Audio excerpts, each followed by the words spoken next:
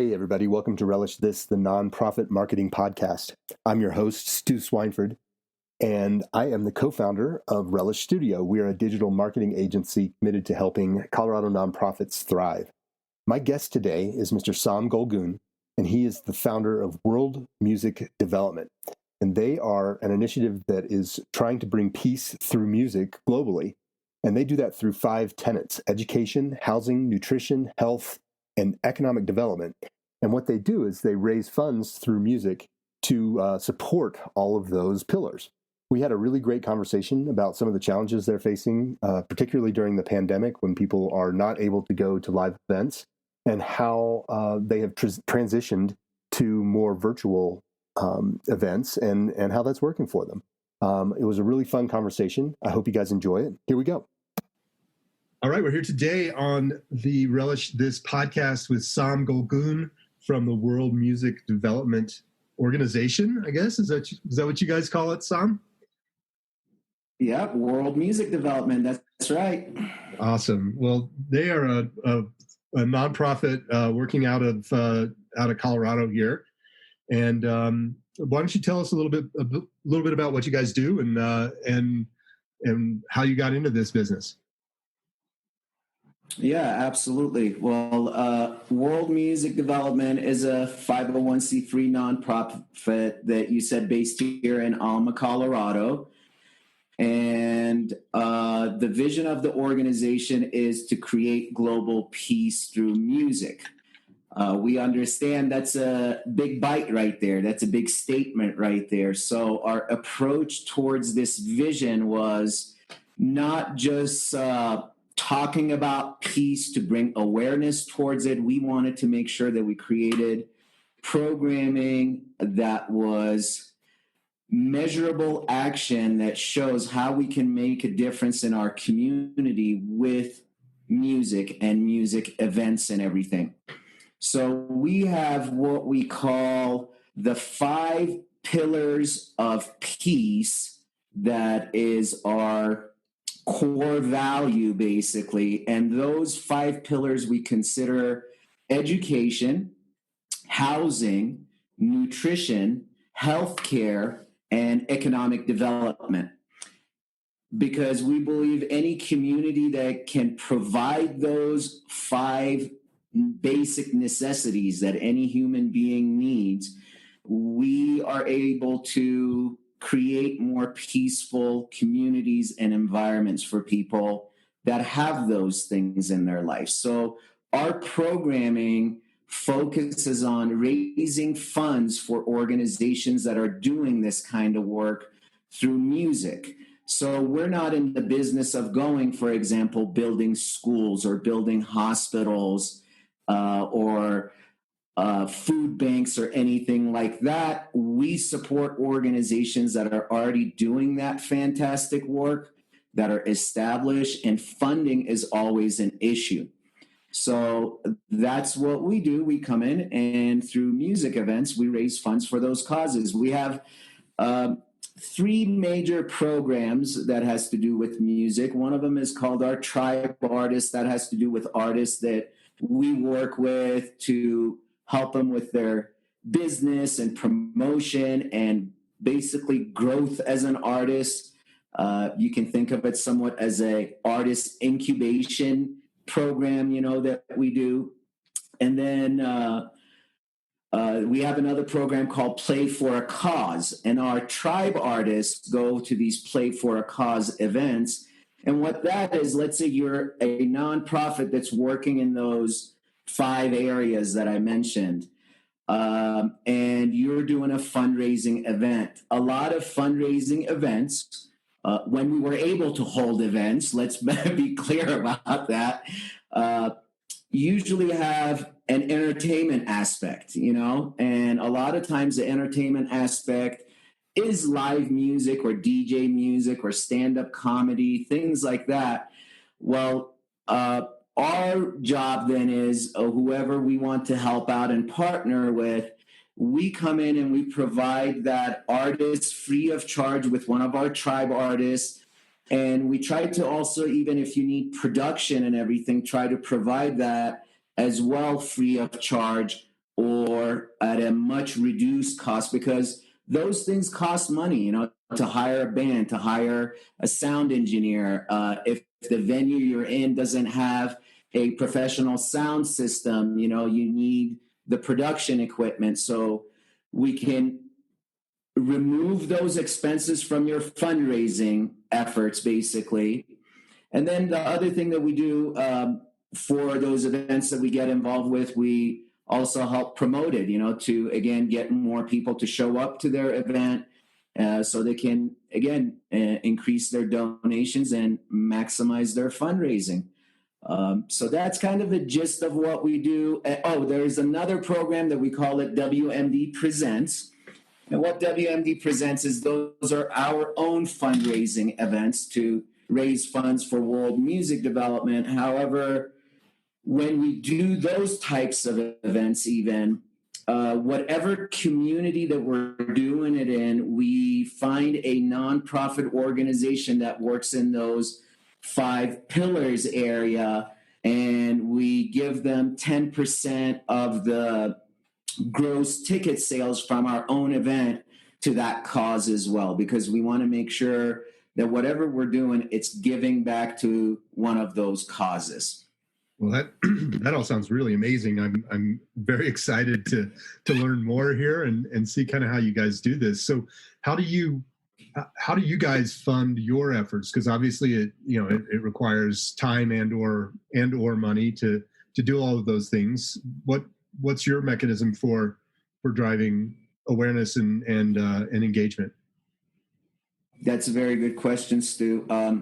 Our fundraising efforts, one of them is through doing live events, like I mentioned, through WMD Presents, concerts, seminars, conferences, things like that. We just recently did a online festival called Dulcetera to actually launch our membership platform. That's another new thing that we have right now, that we've created a membership platform for musicians, music fans, anybody who's in the music industry and entertainment industry in any shape or form. And our membership platform provides them educational material, webinars that we're doing and everything on the membership end. Plus, there are discounts to future events, and we're looking at starting, one of our plans was to start music lessons actually right here in our own community for the youth in our community. Unfortunately, with the COVID situation, we couldn't do that. So right now, some of our strategic planning is to create some online music lessons for the kids in our community over here. And again, that would be provided to our members at a discounted rate for the lessons and everything. And then the other thing that we've done on that platform, that we've basically created a social platform as well, that anyone who's a member can create a profile for themselves. Musicians are able to share, their music, their videos, their pictures and things like that, just like any other social media. But it's very much within this world music development community. So you don't have, let's say, the chatter of the outside world of what's going on, and it's more concentrated towards music on that platform. The other way, Stu, that we also get our funding is through grants and donations. Like a lot of nonprofit organizations, we're very much grant dependent. But again, we are in a situation that a lot of funders have pulled back funding because everybody's been affected financially. So, currently for this year, what we've seen, we basically lost about 80% of our funding between the events that had to be canceled that we couldn't do on location, and the grants that weren't available this year. But, we are a small organization. As you can see, I'm here in my garage, in my studio. We call this the World Music Development Peace Studios right here. So fortunately, we don't have the overhead for rent and a lot of like office supplies and staff and things like that. So we're able to survive during these tough times compared to a lot of other organizations that are taking it a lot harder. Yeah, for sure.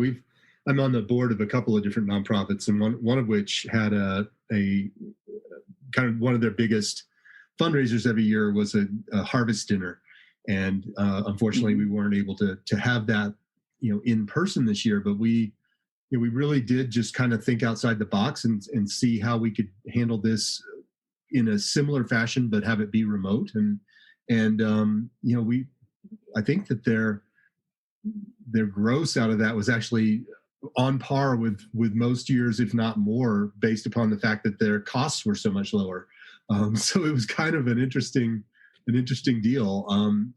How have you guys pivoted to this virtual space? Have you found that to be something you've been able to accomplish, or are people still, is there Zoom fatigue? Like, what are the challenges there for you guys?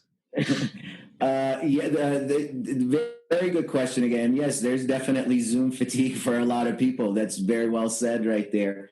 But we were able to find some space online, to do some stuff with, especially with that Dulcetera Music Festival. That was we called it our 2020 vision that we had to do a music festival rather than these one-off concerts that we have done for the past few years. And, all of a sudden, and we were in the middle of planning for that from 2019, basically.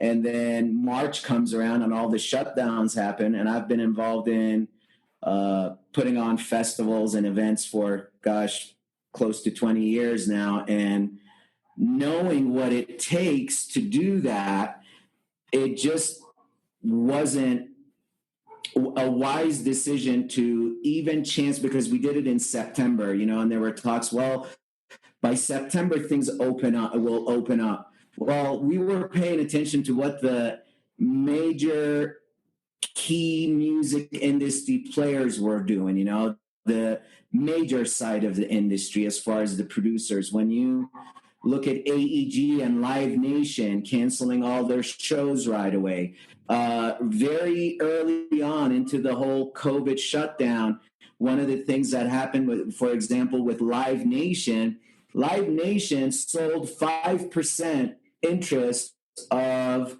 their company for the first time ever in the history of their company, that they hadn't done anything like that. And who do they sell it to? And how much? They sold it for a cool $500 million to the Saudi royal family. When organizations like that make moves like that, that shows that they are looking at a much longer term, because if this was supposed to end September, October, November of this year, those kind of companies that are doing billions of dollars, not millions, billions of dollars in business, they won't, make those kind of moves if it wasn't long term. So seeing things like that, we said, all right, let's do this online thing. Let's see how it goes. And it was a great learning experience. We watched a lot of other stuff that were going on, tried to take, learn from other events how we should do this and everything. So that's what we ended up doing. And basically we took the format of what we wanted to have on the physical location, which was a festival with showcases plus a music industry conference with discussion panels and a songwriting camp, and we just made that all an online format. Now, couple of blessings in disguise in this situation. Number one was as far as the expenses for doing an event like this. If we were going to do an on-location event and have all of these bands, so you have the venue rental, you have hiring of the bands that you got to get them here on location, and paying them. The speakers, usually for conferences, the minimum, you need to take care of flights, lodging, hospitality, things like that. ground transportation, especially, we got to bring them up to the mountains once they arrive to Denver International Airport. So those expenses went right out the door, So that was a really nice thing right there, of reducing the budget of doing an event like that. The other blessing was, all of a sudden, it took an event that would have been more of a local and a regional event to truly a global platform.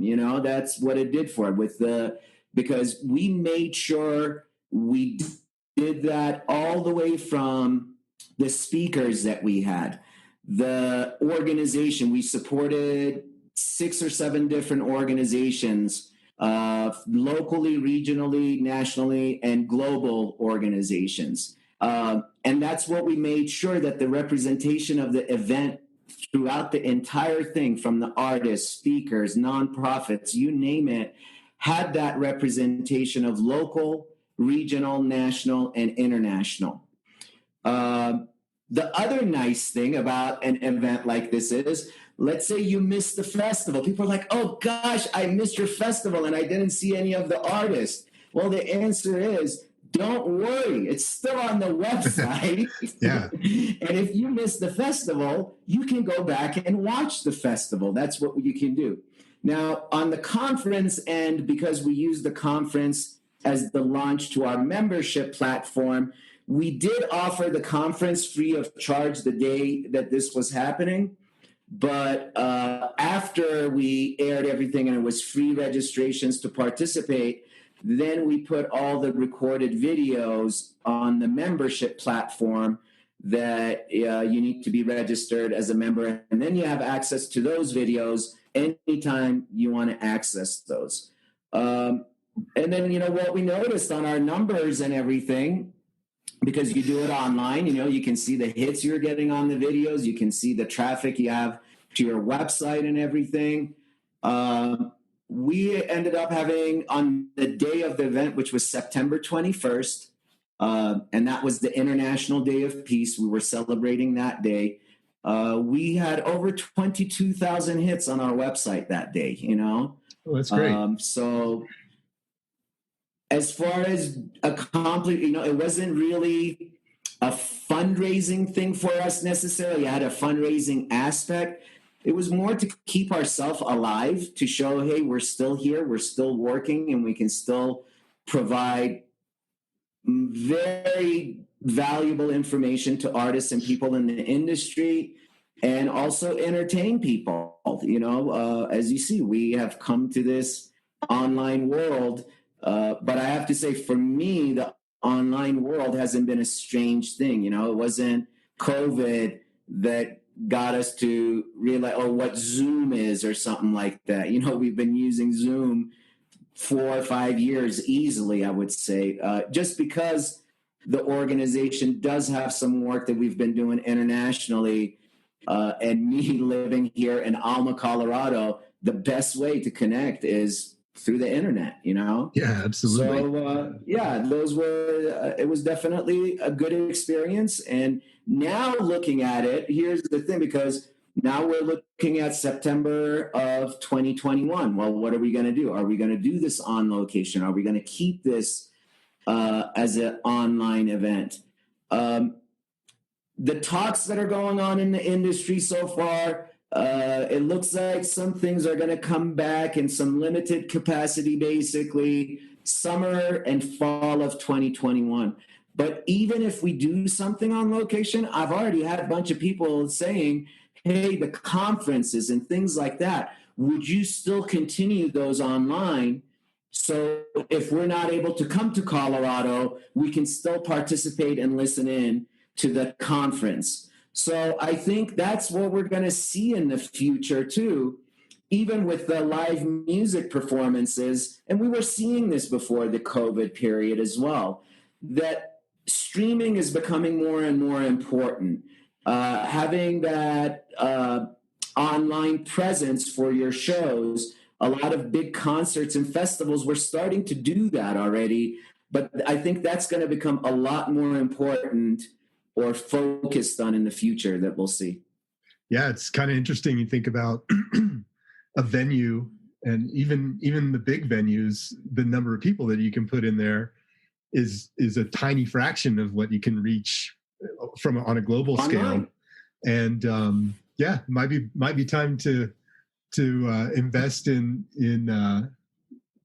home entertainment systems or something like that in terms of that, because you could just, if you had a really great a great home entertainment system, then it would be almost like being there in a lot of ways. I mean, obviously there's an energy that you would miss, but I think that it is really pretty cool, the things that we can do these days via technology.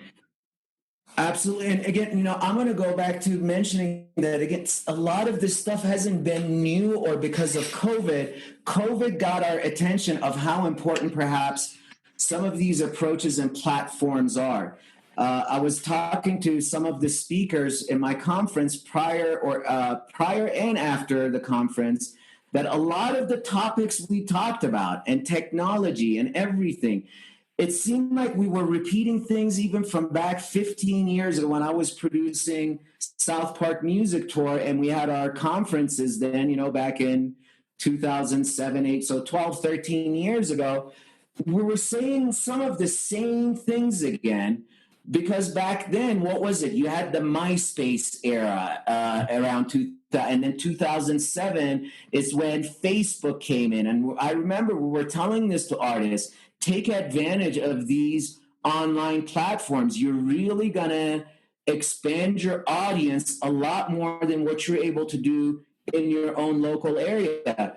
But, with anything new, with any change, it's not easy. And there's a lot of resistance. And we will continue to see that throughout our lifetime, anytime something new comes. But I'm going to mention, specifically about, for example, what the hip-hop artist Travis Scott did back in 2019.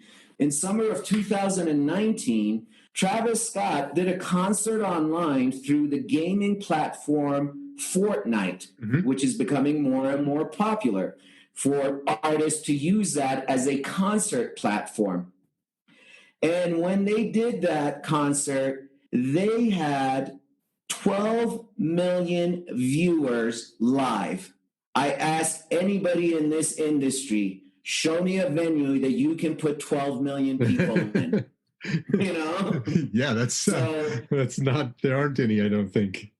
Yeah, and what was they generated from all the merchandise and the sales, and it was a free event, but they did a lot of merchandise sales through that.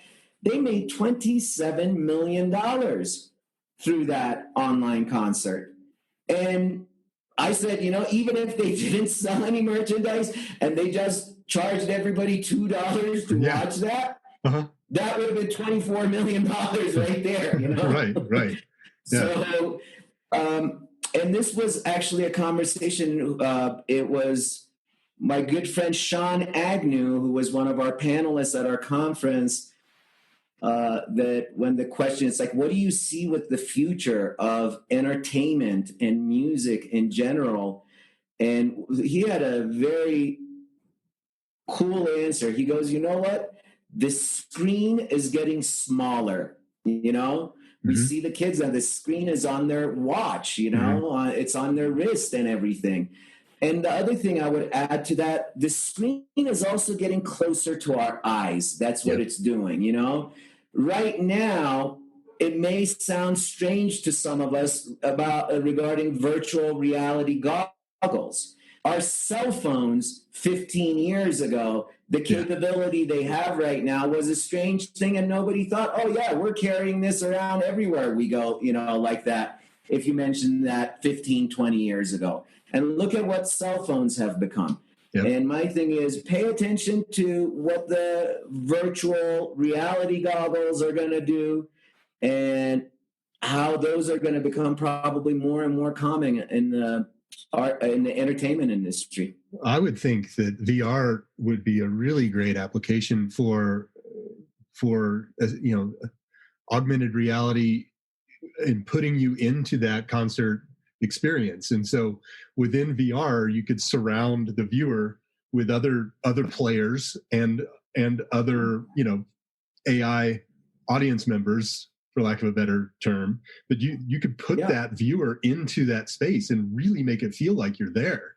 I would think, absolutely. other than maybe the drink spilled on you and the sweaty guy rubbing up against you all night, you'd be able to kind of really experience that as if you were at a show. And that seems like a really interesting way to go. So I'm really fascinated by, I mean, we hear this a lot with our nonprofits, particularly this year.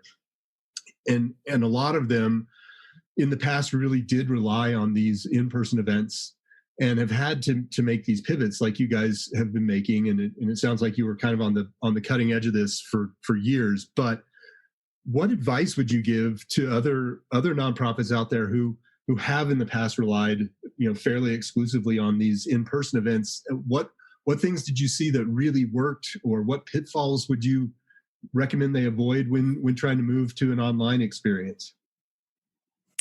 Well, being where we are in the middle of the mountains, that technology is usually a little bit behind versus other areas, having a good high-speed internet is definitely a plus, that you want to have that.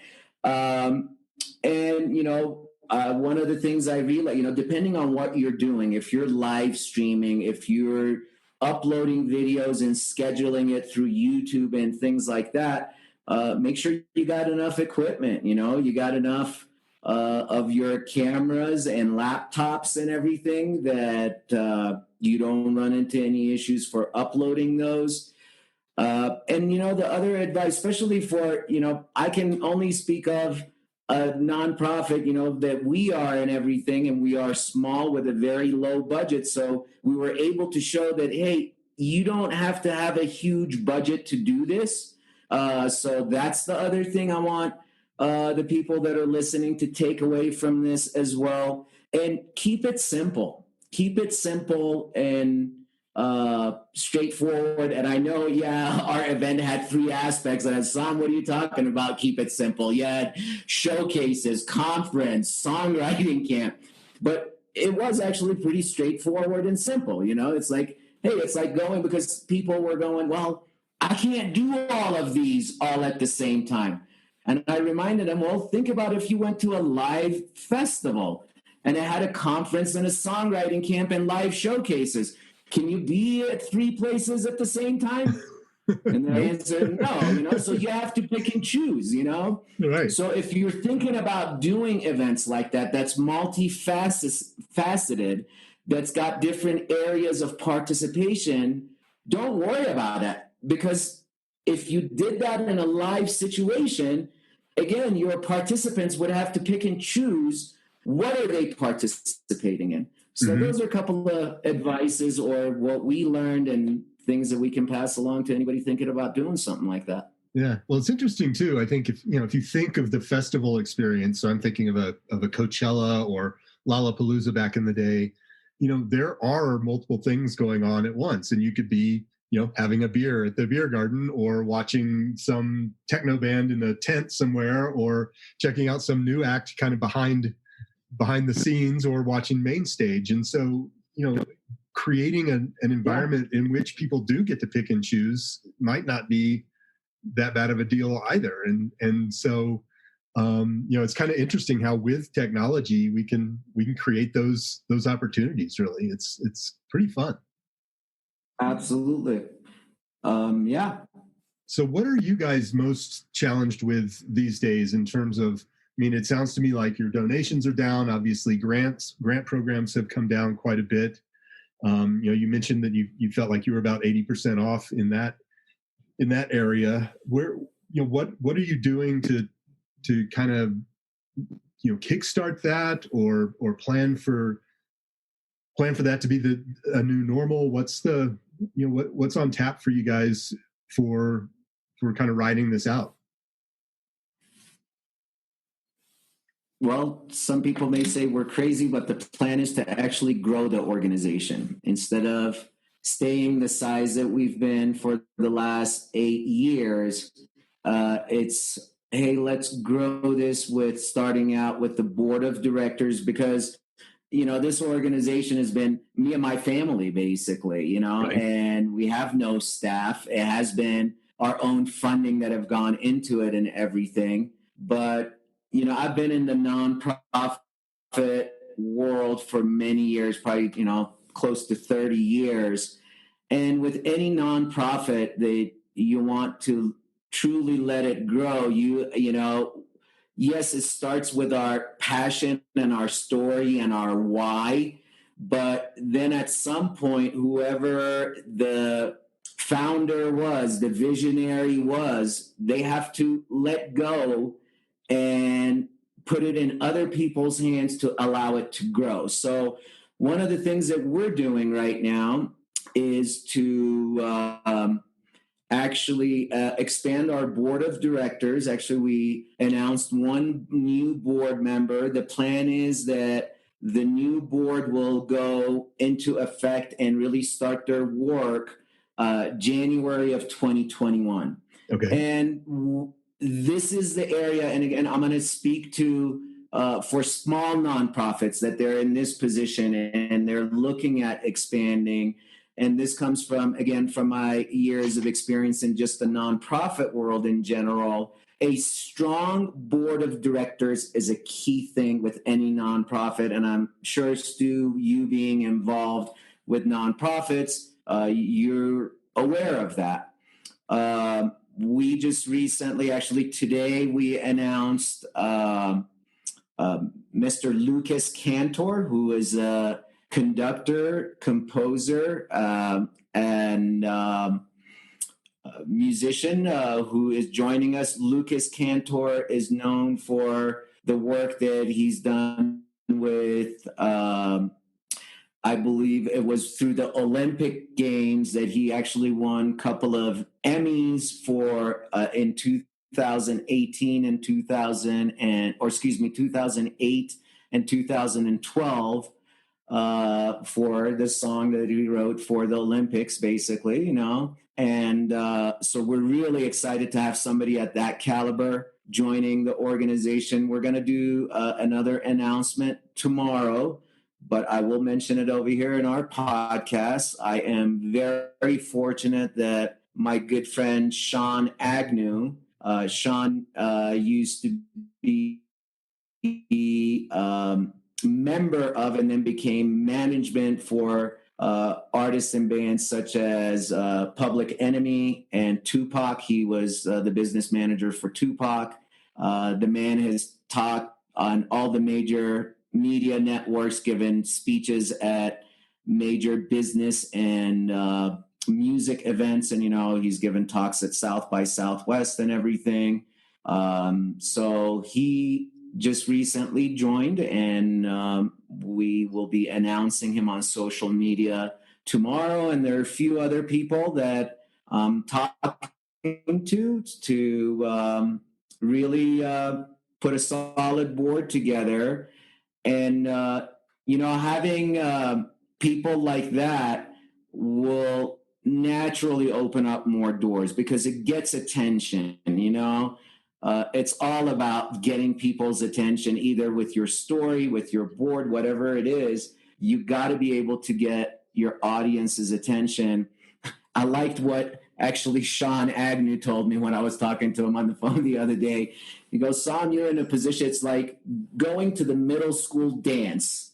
When you go to that middle school dance and the music starts, all the kids aren't running on the dance floor. Everybody's nervous, to get on the dance floor. You get a couple of kids on the dance floor, start dancing, get a couple of popular kids on the dance floor, then all of a sudden everybody else joins in. And my statement to Sean was, I said, Sean, you're the most popular kid that I know, and I'm inviting you to the dance floor. So. Good for you. That sounds great. So, yeah, that's what we're looking at doing right now. Yeah, expand the organization, actually. Well, I admire that. I admire that. I think that's it's a really great thing to see. I'm excited to hear how that goes for you guys. And this will not be published until later this month. So your secret will be safe, and this will have been announced before Fantastic. our show goes live. Probably, a few more. Well, so that's since great. This is going to be in the future, I will say to people, just go check out our website at worldmusicdevelopment.org. We have a section under our About section that has the board of directors, and we'll be adding everybody in there. So you can keep your eyes on. And in general, you can see all the stuff that we got going on with the organization on our website as well. Yeah, that's great. I really like the idea of the lessons that you guys are doing to try and get people, particularly kids, more engaged in music at an early age. And have you figured out what platform you're going to use to distribute that and to manage that, or are you still looking for solutions there?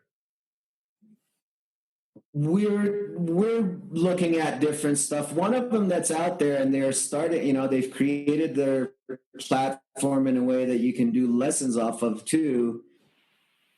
That's becoming more popular. It's called Soundtrap. I don't know if you're familiar with the Soundtrap platform. I am not familiar with Soundtrap. I was going to recommend, there's one called Teachable that I think might be Teachable. Okay. Yeah, that might work for you. And then there is one, and I'm trying to figure out what it is. I'll see if I can put it in the show notes, and I'll shoot you an email on it. But there's one where you can kind of collect course curricula and sort it in a variety of ways. But let me do a little research for you on that one. But there are certainly some platforms out there where they can either be membership based, or you can sell lessons on a more of a a la carte kind of situation. So you can either dump people in, or you can have them select. So I think that there are lots of great options for you out there for that. And again, it comes back down to that scalability piece where, a local music teacher could maybe influence, I don't know, 20 kids, a week. And so that's probably, a year. And then you have, you step up to a school scenario where maybe you're getting to a couple of different music classes during the day, but ultimately, still in the hundreds, I guess, at that point. And then, you go online, and all of a sudden it really expands. And so, I think that the next step is getting that word out, and really, helping people understand that this is available and that it works. Yeah, we're doing some test run with a couple of kids in our own community right now, just to see how things work, kind of like figuring out all the bugs with our test kids, basically, before we really make it available to everybody out there. And yeah, you're absolutely right. For us, if we were going to do it, it was going to be right in this space right here that you see. And we could put about 4 or 5 students at a time in here to do the lessons. But going to that online platform, it will, increase the numbers that we can have in each class. So yeah, it's great. Yeah, there's good and bad, Yeah, you can have guest instructors. I mean, it seems like some of your artists might be willing to do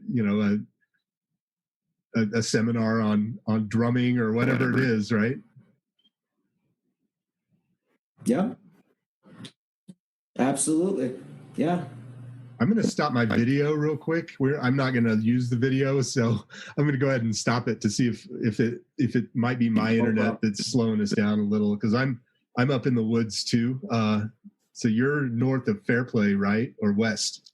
Okay. North of Fairplay, that's exactly. We're north of Fairplay. Yeah, I'm up just south of Netherlands, so we're in Fairplay and Breckenridge. That's where we sit. Yeah. I'm in a similar situation bandwidth-wise. You're south of Netherlands? Is that where you are? Yeah, we're about 8 miles south of Netherlands, so we're at 9,000 feet, and it's a beautiful day up here today.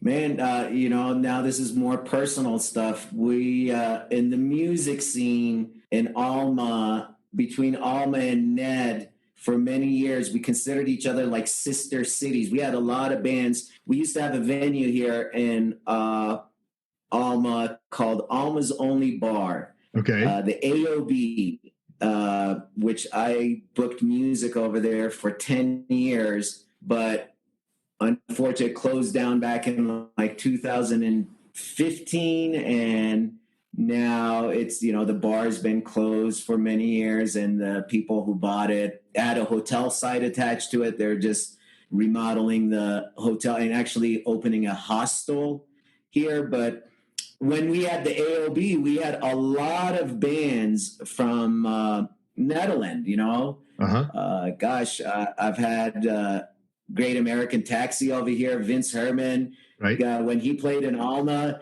he goes, "Man, you guys are crazier than people in Ned." It's like, wow.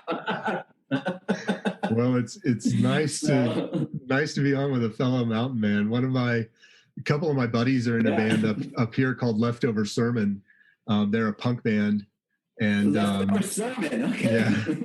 Yeah, and so we try to get them out to play whenever possible. But there are a couple decent venues here in the area, and there's a couple opening back up. The Stage Stop is going to open back up here soon, I think. So hopefully we'll come out of this and be able to have more live events. But in the absence of those, I remember Leftover Sermon did a live Facebook event this summer where they played in Scott the drummer's front yard.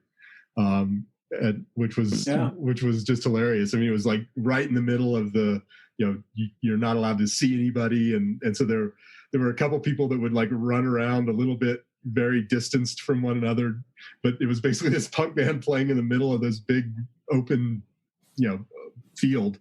So it was pretty funny. Nice. Yeah. One of the things, that was mentioned quite a bit during our conferences at Dulcetera, because I had Danny Grant from Mishawaka. She's the owner, manager over at Mishawaka Amphitheater. She was involved also with Aggie Theater as well, too. And we also had Chris Zacher, who is the founder and executive director over at Levitt Pavilion in Denver. And what these guys were saying, and what's being said in the music industry right now, that when things do come back and open up a little bit more in 2021, these kind of venues like Levitt Pavilion and Mishawaka, that they had these larger national touring acts and everything, they're not going to be jumping at those acts, because again, they're going to be at a limited capacity.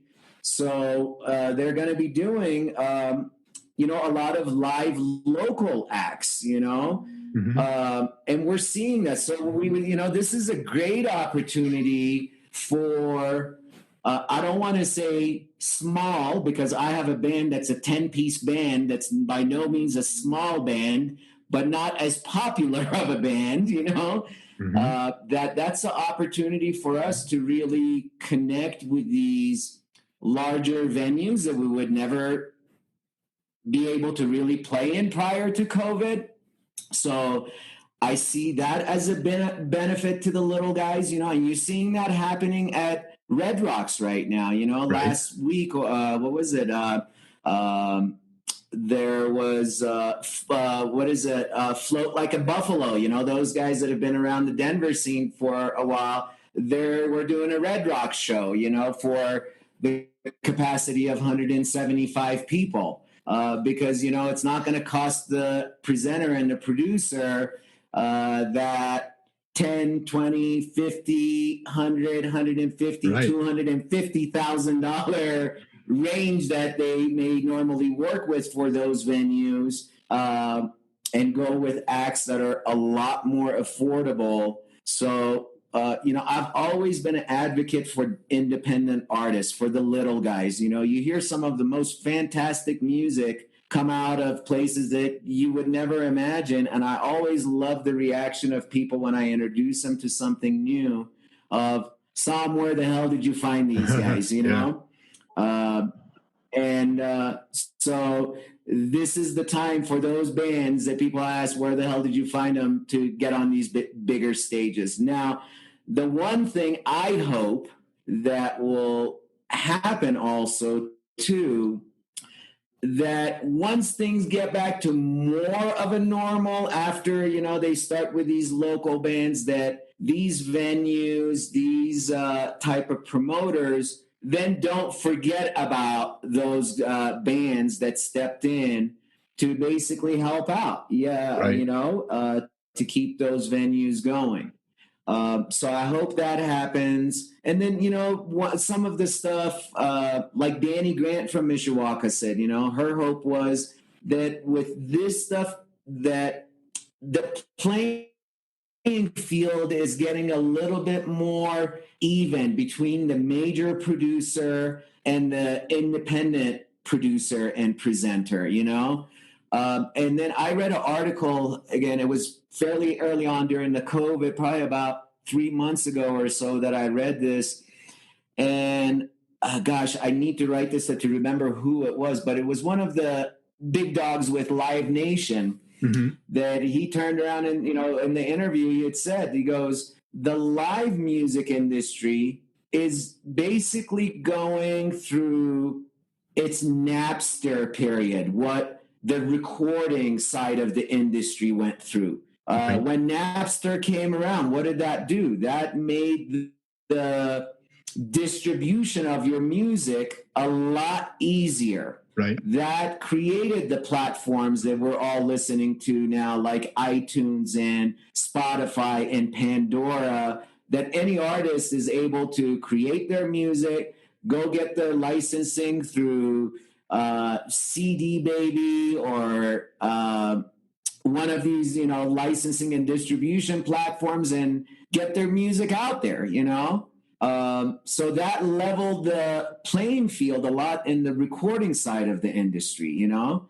Gosh, what was it? The last Grammys, you know, when Billie Eilish, you know, wins the first Grammy. What did her brother say when they go up there and accept that Grammy? He goes, we recorded this album in our bedroom at our house. That's what he said, you know? Yeah, it's amazing. So, this COVID may be the catalyst to leveling that playing ground between the independent producers and the major producers.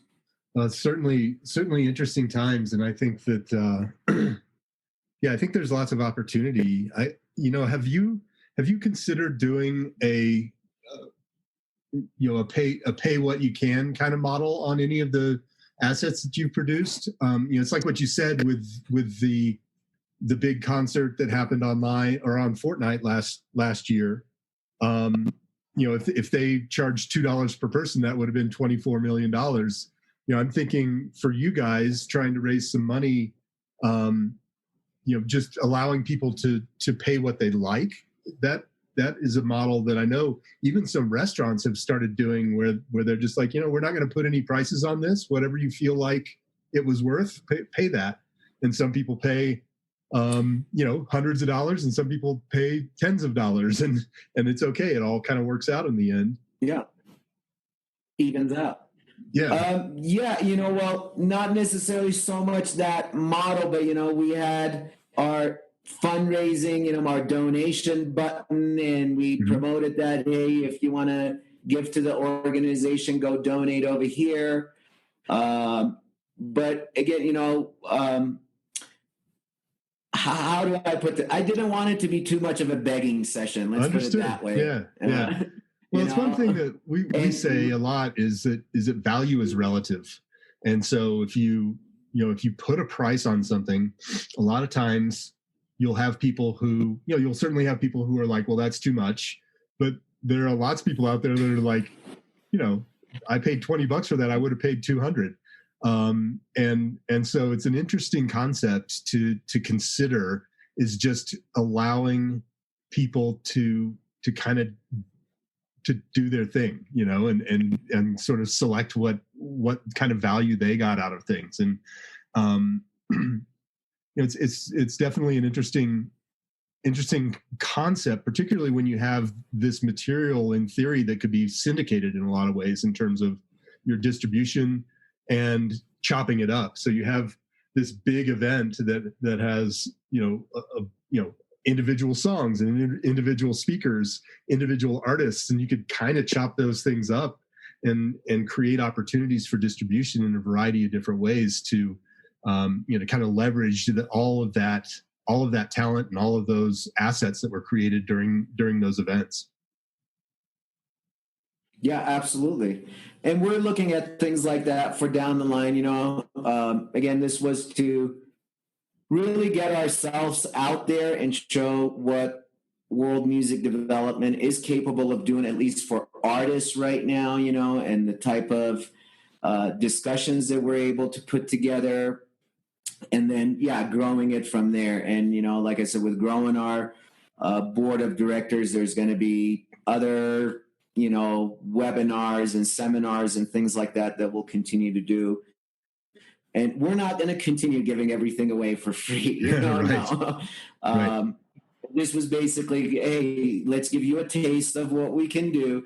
Because I know being in the event industry, gosh, I've done free events, I've done paid events. And unfortunately, sometimes with free events, people look at it, well, if it's free, how good is it? Right. it doesn't have the value. So then, you lose participants that way. I have experienced that personally with the events that I've done. And I have experienced also times that, especially with nonprofit work and everything and fundraisers for nonprofits, that events that you do that's a donation only, basically pay what you want when you come to the show. Sometimes you make more money that way than if you had a fixed price ticket for your event. I have seen that as well too, that what you want to pay can sometimes generate more revenue for you. Yeah, it's an interesting thing. I think one of the things that we see a lot is the exchange of value, and there are a lot of things that happen on a psychological from a psychological standpoint when you give somebody something. A lot of times there's just this bug that's been planted in our ears as people that like to reciprocate. That it's like, oh, well, this person did this for me, so I need to do something for them, or I feel like I should do something for them, even if it's not even asked for or expected. And so a lot of really good things come out of just that, that value exchange. And so, whether that's just getting goodwill and people speaking nicely of you and your organization, or if it goes even deeper than that, where it becomes more like, okay, well, the next time I'm in the market for this thing, I'm going to go back to these guys and give them my money because they gave me this really cool experience for free. Just creating that, that exchange. A lot of times it does some pretty remarkable things in our brains. It's kind of a neat deal to see. It sure does. And, we've been looking at also, how to give value to something that's free, what we're saying over here. And this was, again, my good friend Sean, and the advice that he had. One of the things that we've actually going to be doing through our membership platform for our members, that basically it's earned currency. Okay. Mm-hmm. Now, this is what you can use in the future. And the way you do earned currency, like you mentioned a little bit earlier, it could be as simple as sharing our posts, with your friends and everything. Hey, whoever shares this once receives this discount, so then they can kind of like a point system. Right. And then they can use that rather than giving them something for free. Yeah, that next seminar will have a cost to it, but then our members will be able to use their earned currency by helping us get the word out, by promoting our organization to reduce the cost or get in free, depending on what types of benefits we put with those earned currencies. But yeah, that's a popular thing you see with a lot of online platforms. Yeah, it's cool. There's so many options out there. It's a really amazing opportunities, I think, for people to get the word out and really expand their reach. Are you guys leveraging your email list? And I'm assuming you have a fairly good cadence on reaching out to all these people who have attended your events. Yeah, we've been able to grow our email list. We're around 750 people right now. Okay. So again, for a small organization, that's not bad. And we keep increasing that and growing the email list. And yeah, we communicate with our fans, with our supporters through our emails. Yeah. That's great. I would say, that list becomes one of your most valuable assets. And so doing what you can to try and get people's opt-in there, I think would be a great mechanism for you guys to continue to try and grow that.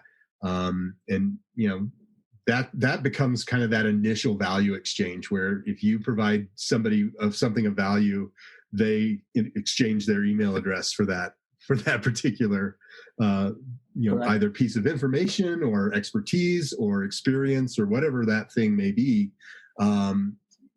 People are, there's value in both sides of that transaction. And so, we would encourage that as something to continue to try and build on and leverage it when you're able to. So that's good stuff. Stu, you said it very well again. Yeah, because we were able to increase our email list by offering that conference for free, Mm-hmm. because what it was, you had to register. Right. It was free registrations, but you had to register in order to participate and listen into the conference. And yes, that allowed us to increase our email base right there. That's awesome. Or email subscribers, I should say. Well, one of the things I like to do at the end of every show is ask my guest for an action item. One of the things that drives me a little bit nuts is whenever we get the opportunity to have people in a room and have conversations, a lot of times we leave that situation without being able to encourage people to actually take some action. If you could have the people who are listening to our show today take an action, it could be anything, what action would you have them take today? I would ask them to please go become a member, and join our online community. It is extremely affordable. Again, with myself being a musician myself and in small mountain communities, I know financial situation of a lot of musicians and everything, that's why we offered that thing for free, the conference for free at first, because I just couldn't get myself to charge any musician right now, because our philosophy also and our value is that without music we're nothing. So we ask you join us on our online community. If you want to go make a donation, great, but we'll give you something in return in a lot of different values that we'll give you for your annual membership. We have 3 tiers of membership. One is specifically for musicians, and it's for individual musicians that if you are or have been a working musician, it's $30 for the year for an artist to become a member. Any individual who's a music fan or has some sort of involvement in the music and entertainment industry can get our individual level membership, and that's $50 a year. And we also have a family membership that's for up to 4 people in a family, and that is $80 a year. So as an action item, I would ask your listeners please become a member at worldmusicdevelopment.org. Well, that's great. Thank you very much. I really appreciate you being on the show and taking the time today to chat. And Absolutely. let's stay in touch and see how things go and keep me posted. And good luck with growing the board. I think that's fantastic. Thank you, Stu. I really appreciate you reaching out to me and for this opportunity to join you on your podcast. My pleasure. I'll talk to you soon. Have a really great day. All right. Thank you. You too, Stu. All right. Bye-bye. All right, there you have it. Another episode of Relish This, the nonprofit marketing podcast. If you want to continue the conversation and see how we can unearth some gold for your organization, head over to relishstudio.com/podcast to sign up to be a guest on the show. That's it for this week. Thanks for listening. We'll be back soon with another episode of Relish This.